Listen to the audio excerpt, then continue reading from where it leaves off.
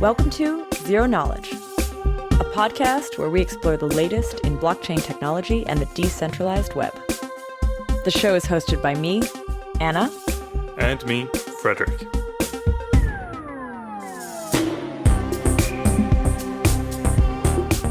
In this episode, we sit down with Tarun to chat about his work on ASICs, to modeling high-frequency trading and the nuances of statistical modeling for proof-of-work systems in blockchains.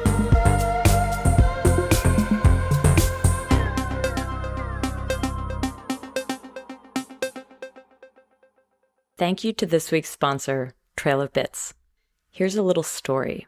This fall, at the world's most competitive undergraduate security competition, students faced a test. They needed to enter a giant can of LaCroix, modeled in Second Life, to break the post-quantum cryptography defending an enchanted typewriter. Trail of Bits' J.P. Smith was the architect behind this bizarre challenge, and his write-up is on the Trail of Bits blog right now. Check it out at blog.trailofbits.com. We're going to add the link in the show notes. And now here's our conversation with Tarun. So we're sitting here. It's Frederick, Tarun, and I. Hi, guys. Hello. Hey. Tarun, do you want to start off by introducing yourself? Yeah, sure. I'm Tarun Chitra. I live in New York, and I am the founder of Gauntlet Networks, which is a company that is aiming to bring simulation tools from a lot of different other fields to the blockchain space. Basically, I've spent a lot of time being on the sidelines in this space since 2011, and then sort of at some point realized that there were just things that I liked doing that also mapped to things that I felt like were needed in this space. So simulation tools, it's actually a thing I've seen popping up a little bit, and it almost feels like you say of a lot of people coming to this space that have a different background than the founders of the crypto era, where it's now more like serious engineers who have built things, like no existing tools and frameworks, and they come in and sort of bring that whole thing in. I know a couple of companies who are working on simulation, both like network simulation, but also like game theory simulation, things like that. What specifically are you trying to build? Yeah, so we have basically a combination of network simulation and game theoretic simulation. So the design of our code and system is kind of based on the experiences that I had in computational physics and also in high frequency trading. If you want to properly simulate the game theory as well as the networking behavior of a blockchain system, you have to combine sort of figuring out how to quantify interactions between different agents that have some type of utility, reward, potential, some type of measurement of how progress they're making locally, as well as understanding how actions they take propagate through the system and how you can correctly model that type of propagation and those interactions and the impact of those interactions as it flows through the system. So a sort of simple example is the quintessential selfish mining example. So in selfish mining, what happens is a miner will withhold blocks, and if they have enough hash power, then they keep a private chain that they publish to the rest of the network whenever someone else publishes a block. And then their private chain beats the other chain because in expectation, they have some advantage of, say, an extra block or 0.5 blocks. Now, an interesting kind of little wrinkle to this is after the original paper came out on selfish mining, people did a number of more detailed analyses that showed that the actual network latencies that you incur in an actual blockchain system can dramatically change the efficacy of selfish mining. So figuring out how to both measure the reward of, hey, I'm mining a private chain, as well as the cost of, hey, I have a lot of uncertainty from both the network and also potentially what measurements I'm making of what everyone else is doing.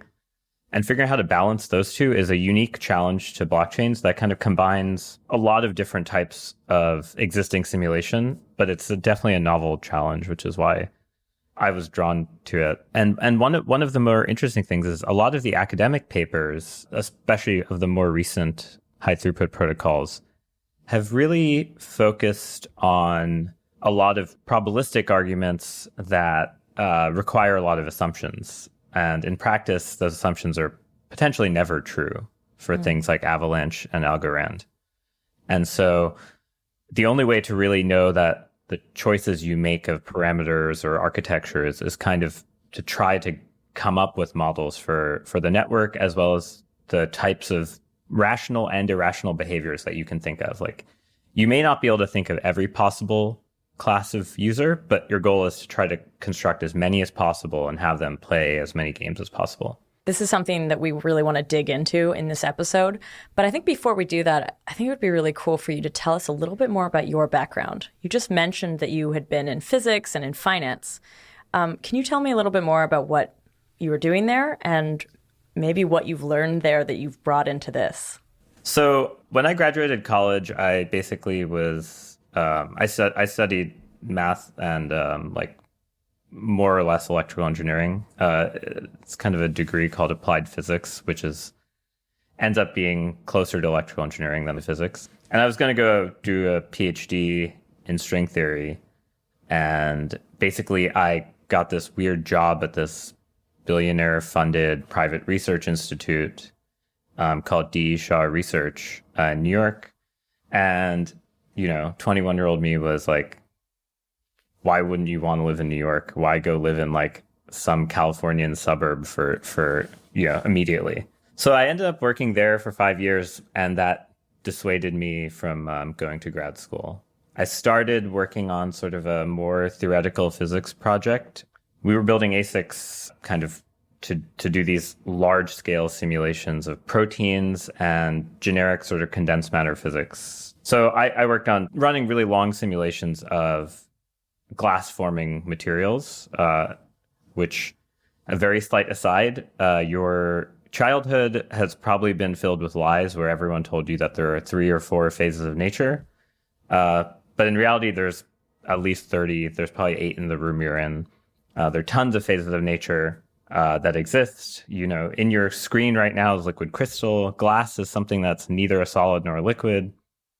So anyway, no one knows why glass is particularly weird. Any liquid can become a glass, so that's why people wanted to study it. So I first worked on that, and then I started doing more CS and sort of more like high performance computing, kind of low latency stuff, touching our ASICs. We had like weird custom compiler and all this other stuff. And we did some machine learning on our hardware also. So I really did a lot of things that like I feel like I would have done in grad school somehow, but I ended up doing it at this place, and it was awesome. And then a lot of people from that place ended up moving to high frequency trading. So in high frequency trading, people build this kind of weird high performance computing architecture to do billions of simulations every day of like how you think the rest of the market is behaving and how your trader behaves. And you kind of do these game theoretic simulations. Although you don't do that many agents. You really try to focus on optimizing your agent relative to historical data. But it's kind of an interesting challenge where it mixes things like AlphaGo, where you're kind of like learning to play this game, with something that has a lot of statistical uncertainty, like markets. So I went and did that, and I learned a lot. I don't know if I would go back to that industry, but I definitely learned a lot. I learned a lot about engineering. I learned a lot about finance. I guess you learned a lot about modeling, or had you already learned that in the previous thing? The previous thing taught me a lot about like modeling interactions between things. And then the finance thing taught me a lot about how you model rationality and irrationality and accommodate for irrationality. In the previous episode with Axel from Vest, there was a bit of questioning around the notion of like, should we only be modeling rational agents versus having some model for irrational agents?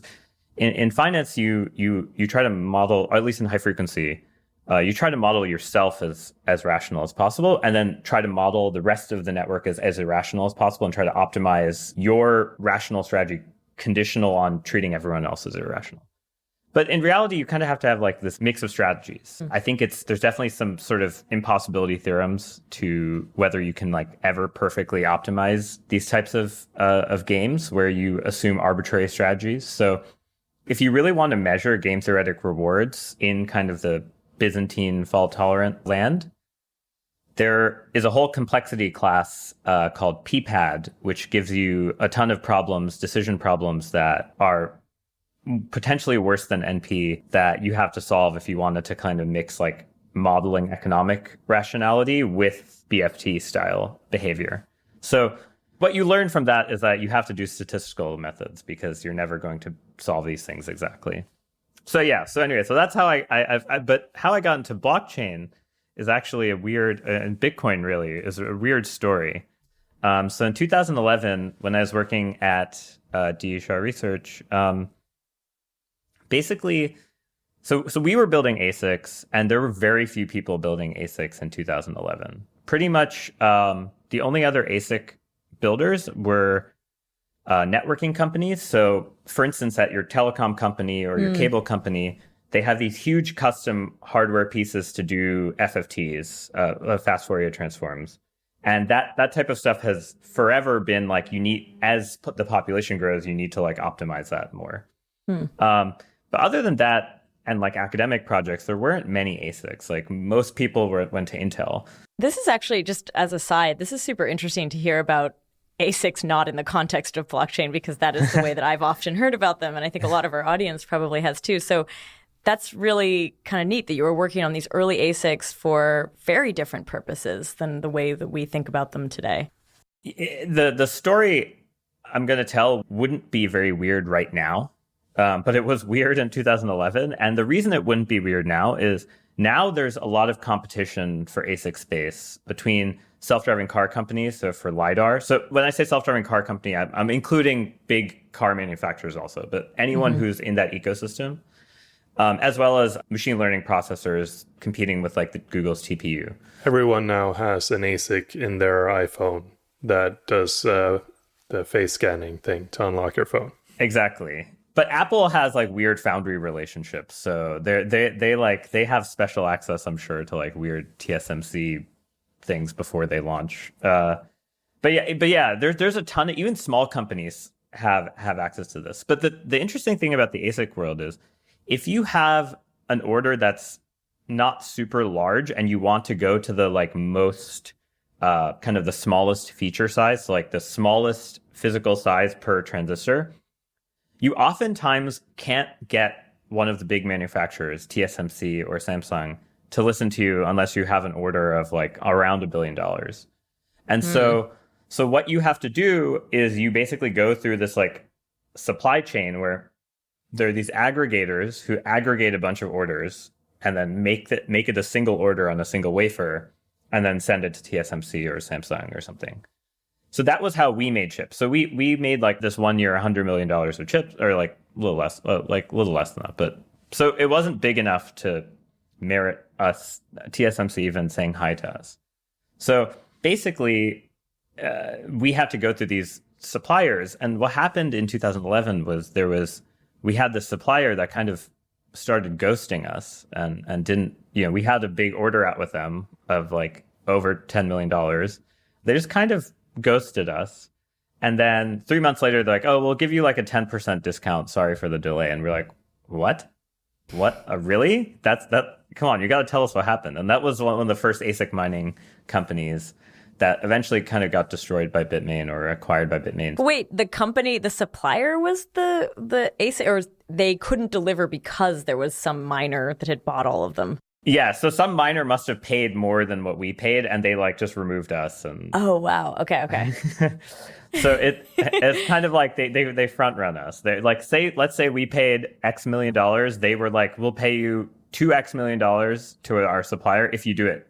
Yeah. Put us ahead, which is kind of just crazy. In 2011, that's crazy. Right now, that's kind of par for the course. Yeah. Like everyone you talk to in hardware seems to say similar things. But basically what you're saying is that was the first time, like, you're working at this ASICs company because of some supplier fuck up, kind of, that you were made aware that this was happening. Yeah, it was. There was Bitcoin was very Bitcoin real. miners trying to grab as many ASICs as possible. And I guess before that point, like, what did you know about Bitcoin? I mean, I'd seen the paper, but I hadn't really followed the forums. I hadn't really looked at libBitcoin. I mean, it wasn't even called libBitcoin then, right? It was just like a bunch of random C++, or actually, I think the first version was like mainly C files. I don't think there was any C++ then. But, I'd like casually, go open GitHub and look at it, and people had talked about it, but I never actually started really poking around and looking at things until then. And then I kind of stayed on the sidelines in the sense of I didn't really contribute development-wise. So I started just reading academic papers. I think one of Yotan Semplinsky's paper of red balloons and Bitcoin was one of the first academic papers I remember reading, and it was really interesting because it was the first paper that was like, hey, there's a lot of surprising algorithmic game theory here that's like a little nuanced. And it was the first kind of introduction, I think, to the more academic audience of this.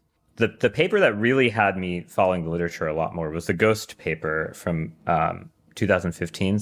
Basically, that was the paper that led to kind of a lot of the improvements that let Ethereum get to kind of the block production rate that it had, because it basically found a way to make these uncle blocks kind of useful. So people don't like uncle blocks now, but at that time it was really revolutionary that you could get the speed up and get the same security guarantee by just not wasting blocks that were on a bad fork. And it came from a game theoretic considerations. And they gave probably the most rigorous probabilistic proof that I've seen, because they actually analyzed the entire try to analyze the network. At that time. Even now, I'd say people try to avoid analyzing the networking in this space. Other than that paper, they gave a very precise networking model, which was really novel, and a lot of people use that result, cite that result. So I just kind of followed this stuff for a while, and then I think the paper that really made me start writing simulation code for fun, just like in 2017, was probably Algorand.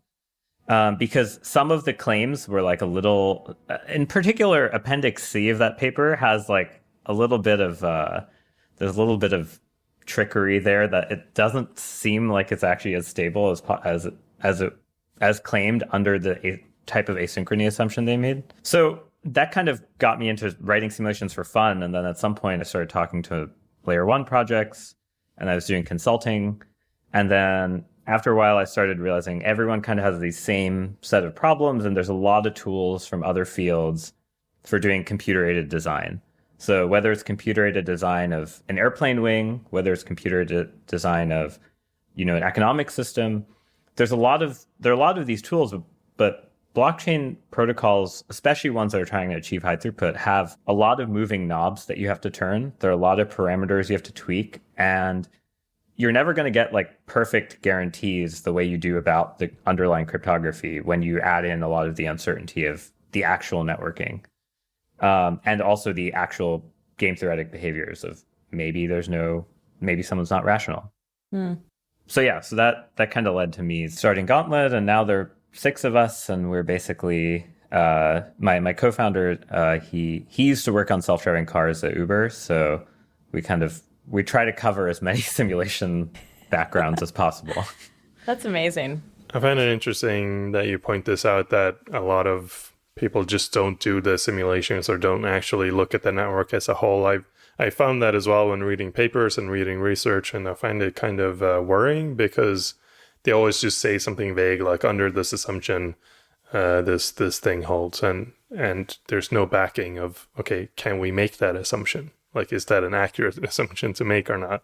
And I think a lot of these assumptions are not actually that accurate. And in a lot of cases, it might be something like, yeah, we have sub-second latency. It's like, okay, well, do you actually have sub-second latency? In like a super adversarial network, or in a network that tries to send satellites to space to communicate blocks, maybe that's not actually true.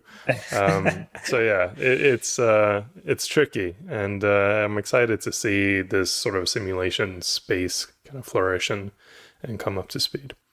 If I understand correctly, you've looked at quite a bit at like proof of stake, and when people talk about proof of stake, especially like on the consensus layer, it's always this hesitation and people saying that, oh, it relies on these game theoretic principles. I don't actually know if those are true. It's so much more complicated than proof of work. And I don't actually know if this is secure or not. Do you think your simulations or simulations in general could help bring some confidence to whether or not proof of stake actually works? Yeah, absolutely. I think there are a lot of ways to show different types of metrics for incentive compliance. And the way, at least at a high level, that I like thinking about the difference between proof of work and proof of stake is collateralizing a lottery ticket with energy, whereas proof of stake is collateralizing a lottery ticket with a digital asset. And the harder part about reasoning about that is with the energy, it's like kind of a one-way function. It's irreversible, right? It's a physical process that just strictly increases entropy.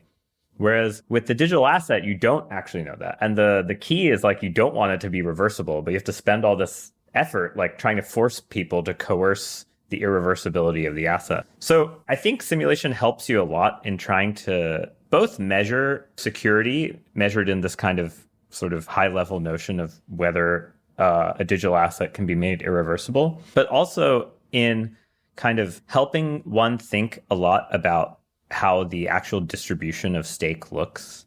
So in proof of work, right, the distribution of stake is really your distribution of hash power, what percentage of hash power you have. And the genius of Bitcoin was basically to come up with a simple online estimator for like how much you think the rest of the network hash power is. So difficulty adjustment in Bitcoin is basically you constructing a really simple statistical estimator of what you think the true network hash power is. And based on that, estimating like what the difficulty is. And everyone who's honest does the same thing. In selfish mining, what you actually do is you withhold something such that everyone else can misestimates the difficulty. And a lot of the follow-up papers to selfish mining basically prove that when you make the most of your returns in selfish mining is around one of these anomalous difficulty adjustment periods where difficulty is kind of this geometrically decaying curve, and we're approximating it by this linear step staircase, and those deviations are when the worst type of behavior happens. For proof of stake, the hard part is that we're doing many of those types of approximations. With proof of work, the difficulty adjustment is kind of like the crown jewel. And I think that simulation helps you figure out these types of things of like, am I approximating this curve really well? Because you can show that your system asymptotically can tolerate, maybe in the limit of an infinite number of transactions or like a really high transaction volume or a really high number of shards or some type of limit that it actually obeys these properties, which is what a lot of the papers do. But in practice, people are using some type of finite approximation method. And there's in pretty much every other field, you have to test those to get quantitative bounds on those. You have to do some type of testing, whether it's Monte Carlo, whether it's, to some extent, fitting a statistical model to it. And in the case of proof of stake, a really cool thing is that monitoring the evolution of the stake distribution is built into the system, whereas in proof of work, it's kind of not as clear because you don't actually ever know the true hash power. You don't actually know the true apportioning at any given time. You're kind of guessing, you're estimating it via difficulty, but someone could be withholding a bunch. With proof of stake, you actually do know the whole stake distribution. And then you can actually start to talk about modeling, like, how close is this to random? Like, does this look like a certain stochastic process that we know represents a random stake distribution or a sort of random stake distribution or a less random stake distribution? And you can ad hoc go back and analyze the entire stake distribution and re-optimize what you do in the future. And that to me is the fact that you have the ability to evolve the security model in proof of stake that you sort of don't in proof of work because the data is kind of hidden in terms of who actually is contributing hash power. So this is interesting that you've just before you mentioned statistical security, but when we think of security, usually in this space, it's code security. Do you see maybe too much of an emphasis on code security? Do you think that people aren't paying enough attention to the modeling? Yeah, so let me give kind of like the quintessential example of this outside of the blockchain space. So in trading, algorithmic trading in general, so like when machines are doing all the execution of trades, one does not release a trading strategy because the code is correct. Let's suppose that you have a trading strategy that just says, add up the last 10 prices, divide them by 5, and if that's greater than 1, send a trade. That code could be perfectly correct. It's a very simple program, right? But it actually may just perform poorly because there's actual raw market data and you're interacting with everyone else's utility function, reward function, whatever, right? And someone else can realize that you're doing that and then do something that's exactly the opposite. In trading, kind of one of the crown infrastructure jewels that people build is called backtesting software. And backtesting software lets you take historical data, replay the historical data, and inject the things you're trying, like where you placed an ad order, where you canceled, where, like what price you bought at, a lot of different things, or like maybe like you bought something in a correlated product. It basically lets you statistically check, like on average over all the historical data, even when I shuffle it and do all these other things, this thing has an expected return of X or Y.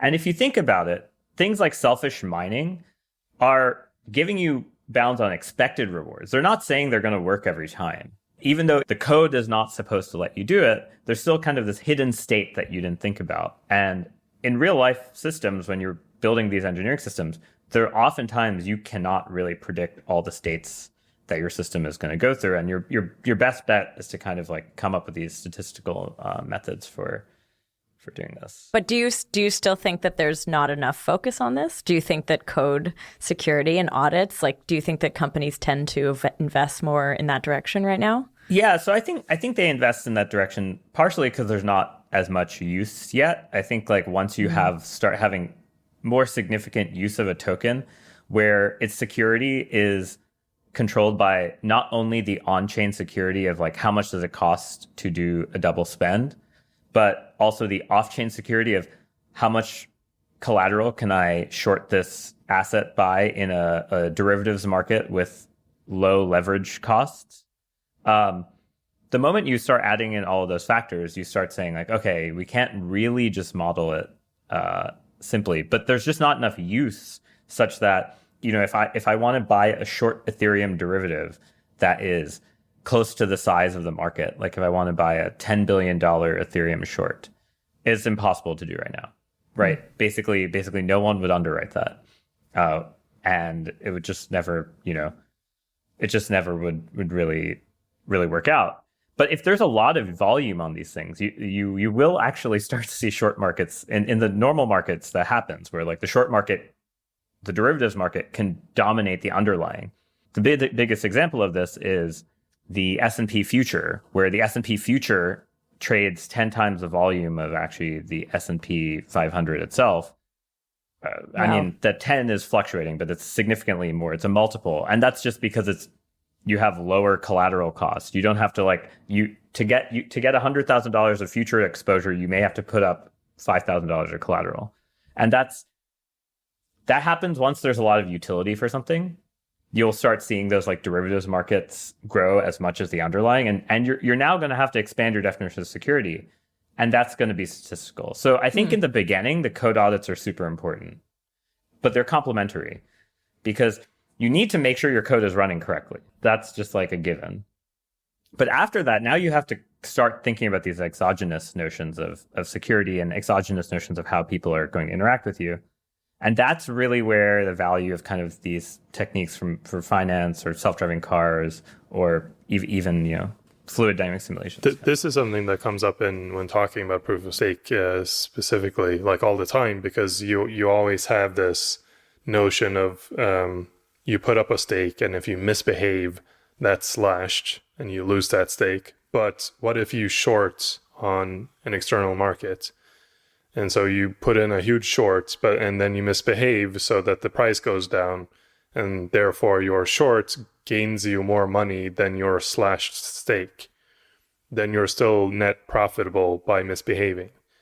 And like the best answer I've heard to this so far is just like, yeah, we'll have to make like the stake large enough that that secondary market can't outweigh it, or like that, you know, we assume some sort of behavior of users on this network to not, you know, let the price crash.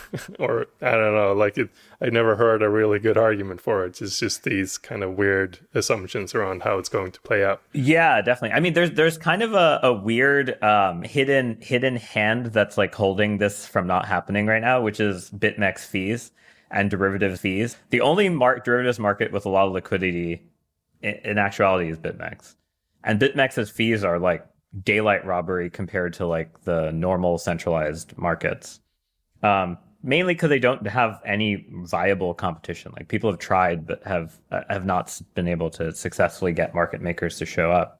So the fact that the fees are so high means that the entering secondary market transactions costs you have a high fixed cost for some potentially large variable cost, but also potentially large negative costs. So people don't want to take that uncertainty risk. I think that's the best argument that I've heard against it, is the uncertainty risk. So you can argue that, yeah, even if you were able to take a big short and blah, blah, blah, at the end of the day, you're never actually sure that you're going to come out on top. Like when you're making this play and misbehaving, getting slashed, you're assuming that the price will drop enough. But what if it doesn't? And so you're taking on this huge risk. And the argument is that people aren't willing to take this risk. Exactly. So in trading, people would always ask about this thing called the St. Petersburg paradox, which is this kind of famous game by Daniel Bernoulli, who's this famous mathematician and physicist. He basically said, suppose you have a game where you flip a coin. If it's heads, I double your money. And if it's tails, I take away half. If you write out the expectation of this, it's going to actually be infinite of like how much reward you get, because it's going to be 1/2 times 2 plus 1/4 times 4 plus 1/2 to the n times 2 to the n. That's infinite. But the variance is infinite too, and it actually grows faster than the mean.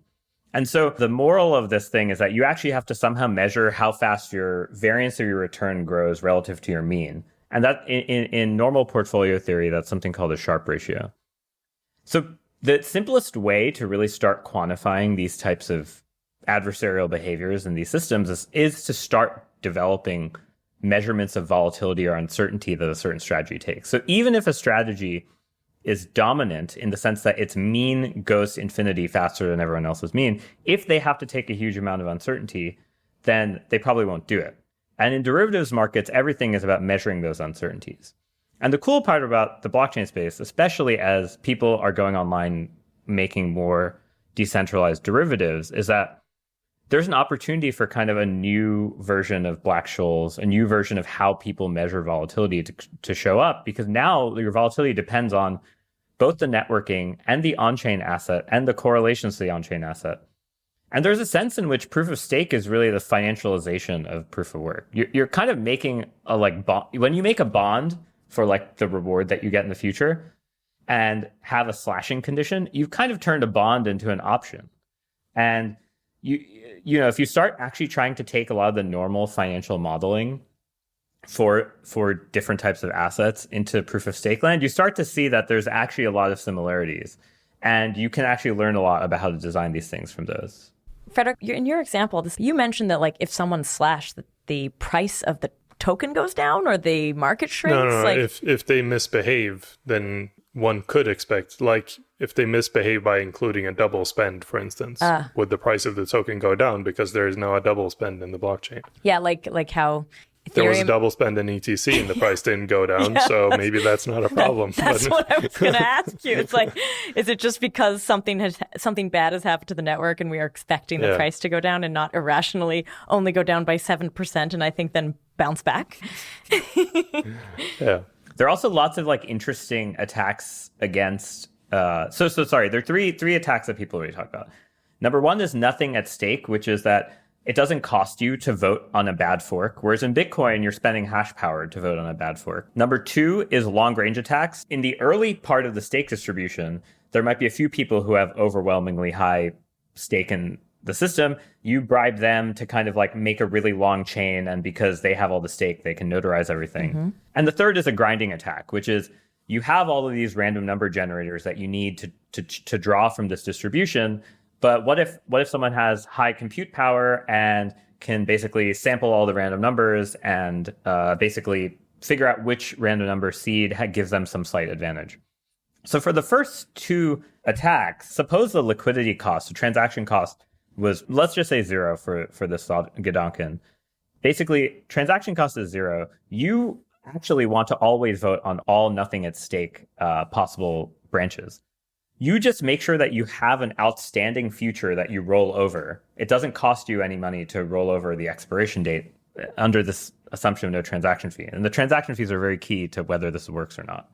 But in this case, there are none. Yes, in this case, there are none. So you basically can commit nothing at stake attacks all the time. You don't mind getting slashed because you're basically making up in the other market. But the more interesting thing is that all of these thought experiments run in this world where people assume that the underlying is independent of the derivatives market. Like there's enough infinite liquidity in one and finite on the other, or one way or the other, but they're actually intrinsically linked. And so that's really where it gets interesting in terms of like how you have to model different users. Because sure, I took a short position in the derivatives market. There's a counterparty there. And that counterparty was able to lend this asset, which means they held this asset for some reason, which means they have some expectation of it, which is correlated to the actual underlying price. So these kind of complicated loops are actually very hard to prove things about. It's very hard to prove a formally verifiable theorem about these types of systems because they depend on a lot of randomness. And we don't know the correct thing we're drawing from. Like, we don't know the space of possibilities to say, like, we put this probability distribution on this space and we took a sample from it. In real life, what happens is those probability distributions are changing a lot over time.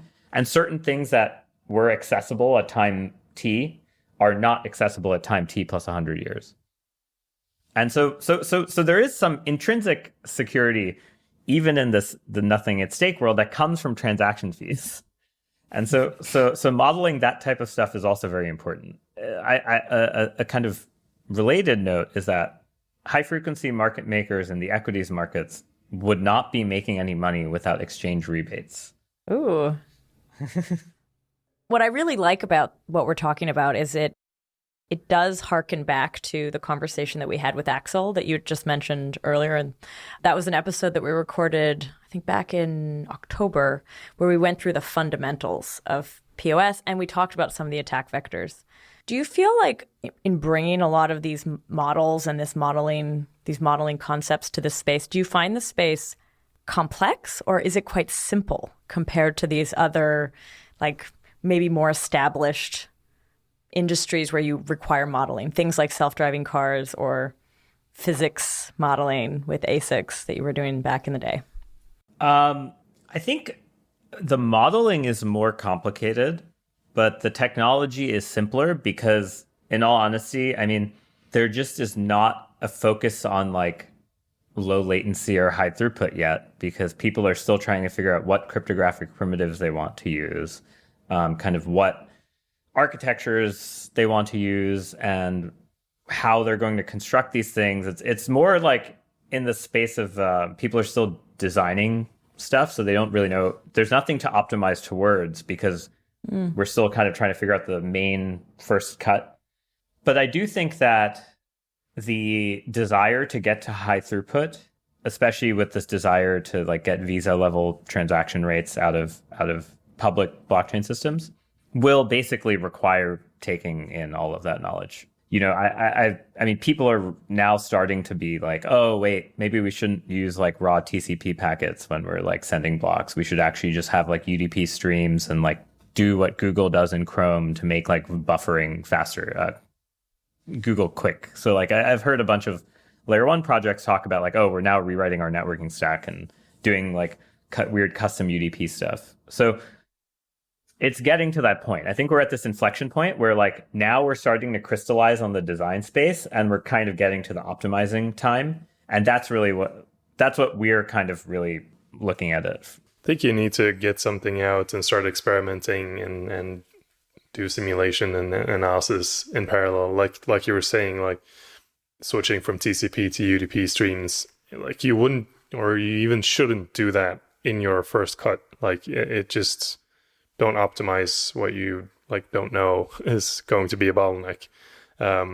And I think that depends also very much on like what kind of scaling design you're going for. Are you trying to get as many transactions as possible on one single chain? Then you need to do one design. If you're trying to do sharding and to sort of break up, you can have pockets of high or like pockets of low transaction, but as the system as a whole has a lot of throughput, then you have a completely different design again. But I think ultimately, like even in a sharded system, eventually you want each shard to be very fast. So you then go back again to like trying those low level optimizations. So yeah, I agree. Like it's so early that like we haven't really even decided on any particular architecture.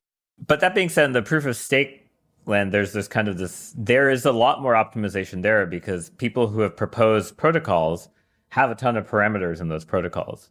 For different types of malicious behavior, you are deducted this. And the reason simulation and optimization tools are really important and interesting, I think, from to a non-specialist, I think the easiest way I've always thought of explaining this is, in the US, we have a recycling tax. So when you buy a bottle or a can, you pay 5 cents on purchase. And then when you recycle it, you get the 5 cents back. So that value, that 5 cents, actually varies a lot from state to state. But you now do the thought experiment of how do you choose that number? Let's suppose we made that tax $5. So that's significantly more than any beverage, right? Like a can will cost you, let's say, $1. So what do you incentivize? You incentivize people to double spend. So if the recycling tax for slashing gives you a reward of $5, you are much more incentivized to break open whatever the recycling machine is and try to figure out how to like send the same can in a bunch of times. And you also probably cause demand destruction because you just made the prices go up 5x for a can.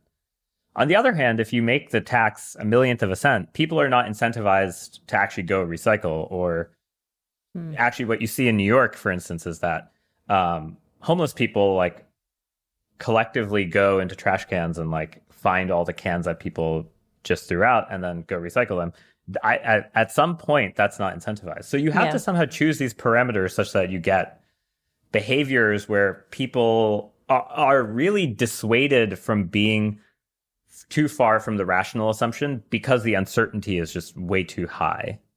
And so that's the stage at which I think proof of stake is now kind of hitting this optimization, the switch from architecture to optimization. Also, I guess because both proof of work and proof of stake would be modelable, but here because it has nothing to do with this sunk cost of electricity. There's a lot of like it's far more in the pure game theory, I figure, because it's just like numbers, right? It's just like slashing amounts and. But that's why I say that proof of stake is just the inevitable financialization of proof of work. You know, a lot of diehards would say that's a bad thing. I don't necessarily think that's a bad thing. I think it's just like that in order to get throughput, you have to give up something. And what you're giving up is this, like, you have to now control this entire lifetime of the asset as opposed to like lifetime up to electricity burn. The only thing I regret with this switch from proof of work to proof of stake is you're removing this cyberpunk element of like using your computer to heat your apartment to get some cybercoin thing. And you don't have this like cool sense of buying a bunch of hardware and sitting in your basement and tinkering. It's more just like buy some asset on an exchange and put it up for stake. Yeah. Well, I mean, I guess the more interesting question also and this is something that I think simulation ends up being useful for too, is token distribution models are now getting wacky. And the token distribution for proof of stake tokens and also sort of layer 2 things that look like proof of stake, like TCRs, token curated registries, completely determines whether you hit a stable equilibrium or not. Like, no matter how rational everyone is, if you give all the tokens to a small number of users, it's inevitably going to have this plutocratic effect. And so this is another thing you have to design, whereas like energy is not quite that. Like, it's somehow, nature gave us whatever distribution we have, and that's it. Going back a little bit to engineering, I want to focus in a little bit on this. What are you guys actually building, and what are you building in, and how do these simulations actually run? So we have a C++ binary. We have a way of like specifying the networking of the whole system. We have a way of letting you specify DDoSing, so like removing parts of the graph. We also have ways of specifying a compute model for each agent in the system. And we're making a domain-specific language for defining like how an agent actually behaves. So it will be a scripting language that we compile down to our C++ representation. The closest analog I can give you to that is there is a custom compiler from Google for TensorFlow called XLA, which they open sourced recently, but it wasn't open source for a long time. That basically is a way to take the data flow graphs from, say, a TensorFlow run or whoever's generating your deep learning dependency graph, and like figuring out how to map it down to kind of like a machine optimal thing. So we're working on that, so that with the idea of trying to get to 100,000 agents and 100,000 blocks in under 10 minutes. With agents of reasonable sophistication, like they actually have they're not like stateless. They actually are evaluating some. Yeah. And that's a single core for a single parameter. Let me see if I get this straight then. So basically you define your network and your agents in this domain specific language. It compiles down, it gets executed by your C++ binary. But how do you define the behavior of the agents then? I mean, if I'm thinking about like how would I simulate parity Ethereum, for instance? Yeah. I feel like I would actually need to run a parity Ethereum node because it's so complex, and like how the transaction queue works and what type of transactions and how long they take to process and everything depend. Like a block import time is a hugely important part of propagation time, for instance. So the idea is to take as much of the actual raw timing data. The data we're using right now is just stuff from Falcon. So Falcon is this like Bitcoin and Ethereum forwarding project that kind of turned into this company called Bloxroute that's building this like forwarding thing. But they had public data on like actual latency numbers. Our goal is to like figure out how to make a probabilistic generative model that generates how these things look without all of the fine details. Yeah. With the idea that if you have a generative model that you're continually training to real data, then the generative model is removing some of the fine microscopic details, but getting the high level details that give you kind of the correct average statistics, so that you can actually measure variances and means, but you're not going to necessarily get like exact timing behavior correctly. You want the moments of the statistical distribution to be the same or roughly approximate, versus things that are totally random. So the key is not to get every little piece of a client correct so much as to get the statistical properties of networking correct. So one result that kind of led me down this path was I started simulating Bitcoin on different network graphs, and I was able to kind of cause a phase transition under some conditions. So what do I mean by that? So take a graph of a bunch of miners. Each of them is growing their own Bitcoin tree. So I say tree here because I'm including all the forks. If you look at the heights of those trees, if you can basically construct graphs whose kind of like max cut has very high weight, such that you basically get the heights to diverge statistically. So the height correlation function, like even if the heights are close, they're actually fluctuating around each other in a way that's uncorrelated, which means that the two sides of the graph are basically on different forks, and they never revert to the same fork. Like even though it's like having this constant reorg thing where we're always on the opposite reorg statistically. And so once I saw that, I was like, okay, so clearly you can already get a lot of these effects if you remove some of the microscopic details just from trying to simulate the latencies between clients and between miners. And that type of stuff is where the physics analogy comes in, because the simulation I did, the first kind of crappy, slow Bitcoin simulation I did, looks a lot like simulating something called the Ising model in physics, where you have a grid of points. So the Ising model is a model for magnetism. So basically, it's a model where you have a grid. Let's say it's an n by n grid. And at each grid point is a spin, which is just a +1 or a -1. And you provide some local rules for interacting, how those spins are together, where you say opposites attract, alikes repel. And this is a very local rule. And you can kind of measure the energy of the system. And what you find is, and when you write the energy, you add in a temperature term. And what you find is like below a certain temperature, the only state that you can ever reach is everyone is aligned, which is when you're magnetized. And then above a certain temperature, there's enough kind of like weird fluctuations that it looks like it's totally random. And so with Bitcoin, you can think of everyone in the whole network agreeing on the same branch as being in that magnetic state where everyone is kind of like aligned in the same direction. And so I was kind of trying to find ways of computing metrics that would like show for Bitcoin when that, like, are there adversarial graphs for which that happens? Or can you show that for random graph ensembles, like random networks for different models of the internet, like that would or wouldn't happen? And the fact that you can get those type of results from removing some of the microscopic details suggests that you can get a lot of the averages you need to get statistical results about the game theory without actually having to get every single timestamp correct. So it's sort of like you're using some real world data to test the protocol, but not any specific implementation of that protocol. Yes. So I wouldn't use your library to like try to optimize parity Bitcoin, run this thing, fix a thing and run it again and see if it was faster. Like it's not that type of benchmarking or simulation thing at all. It's much more about testing the protocol, game theoretic properties, that sort of thing.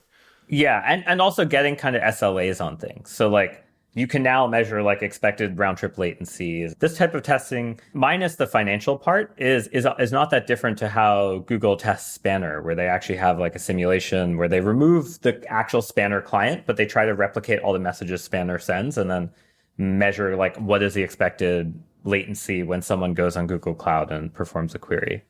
It's just a way of like coarse graining a little bit of the detail away, but making sure you have just enough to not distort certain statistical properties such that you can measure how the game theory is working.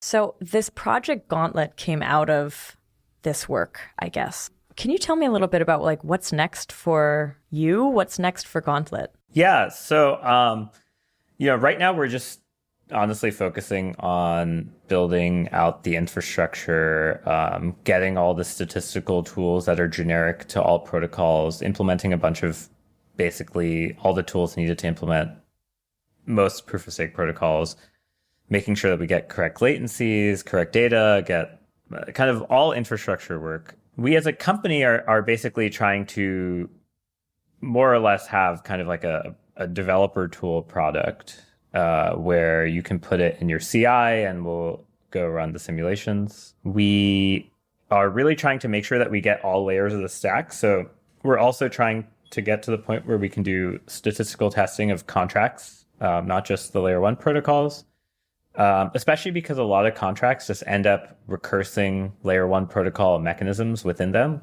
Like TCRs kind of are a weird staking game where instead of like one staking ensemble, you have a tree of staking ensembles. It's like the fact that there's actually a lot of recursion in the types of algorithms that are being used suggests that, if you can really figure out how to categorize these, you can do this.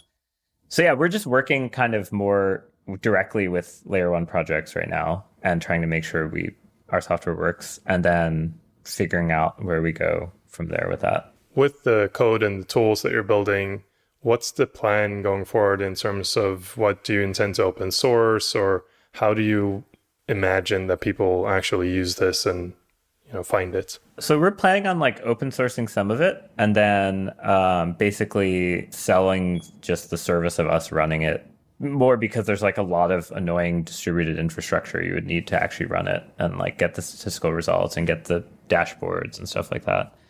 We'll open source stuff so it gets audited, but then, like we'll sell the service of running it. And our goal is to really be a neutral third party. So we don't want to be partial to any particular project or any particular contract. So we promise never to hold any crypto assets. So even if we're paid in crypto assets, we will not hold any. Because I think if you're trying to do something like this to give people this guarantee of security, you really have to be impartial. And it's very hard in this space if you're holding. Yeah. It's tricky. I mean, in other markets, how do they actually create impartiality? I just meant it is very hard to actually be kind of a neutral third party. You only develop that by like engendering the trust of every person that you end up working with individually. And I think that's, from our perspective, really important because we really view the whole ecosystem and the whole space as providing this really amazing tool for reinventing law and like how people interact with the law. But we just don't really have any strong opinions of which thing will work. We kind of are like, whatever the data says is what we'll really follow. And so that's kind of our core. Those are our core values. Cool. And Anna, your point of like, how is this handled in other industries? Like, I think that's actually one of the things that I like about the crypto space is that people, like there are a lot of players who actually try to be impartial and try to say things like we don't hold any crypto and we're just trying to do this or that. Whereas like when I worked in the financial industry, financial advisors are the least impartial. They are so partial. Like they are being directly paid by funds to shield those funds. Yikes. Like it's the same problem exists everywhere and it's not always addressed. Yeah, well, one thing I actually find kind of funny in the crypto space is that people in crypto land seem to get angry about these like Effcoin. Do you guys know about Effcoin? It was this like exchange that paid the transaction fees back to miners by 150%. And they incentivized miners to just like wash trade themselves because they would get more. This is like the short market thing, except on steroids. And so like it got a lot of transaction volume on the exchange for a little while, but then they like removed the reward and no one did it. So everyone, people were writing all these like blog posts. They're like, oh, this is crazy. There's no neutrality. The exchange is partial to miners. But all markets that have any significant liquidities offers some type of tiered system where like the more volume you have, the easier it is for you. And there's this rich getting richer phenomenon, just like in proof of stake, because someone took that early risk to get all that volume. Someone took that early risk to become the delegator. So there is this kind of delicate balance between like ensuring there's liquidity and like pure uniform, like Gini coefficient, 0 sort of. So like that's kind of the cool part about the space, is it's exploring those boundaries. And I think maybe to wrap up, what's coming up in the space that's actually exciting for you? I'm just really excited to see these experiments attempt to get scale. I think one of the things that really stood out, ignoring sentiment on Dfinity, I do think that threshold relay is really an amazingly simple way of generating randomness, and it's kind of shocking that you get that kind of scaling property for free. So I'm really excited to see, will it actually be possible to do this distributed key generation? All these little technical details that have existed in academia for a long time are going to be tested by reality. And like, to me, that's like really exciting, because I believe some of them, at least one of them, is going to work. I just don't know. I don't have a lot of like confidence that because there's so little data on like how these systems go from theory to engineering, I just don't feel the confidence to say any of them is better than the other. I'm just excited to see the data. Well, hey, I want to say thank you so much for coming today to talk to us today. Yeah, thanks for having me. Thank you very much. I guess we will add links to whatever we can in the show notes. Okay. Maybe a link to your website, but maybe a link to your Twitter as well. Yeah. Well, thanks again. And to our listeners, thanks for listening. Thanks for listening.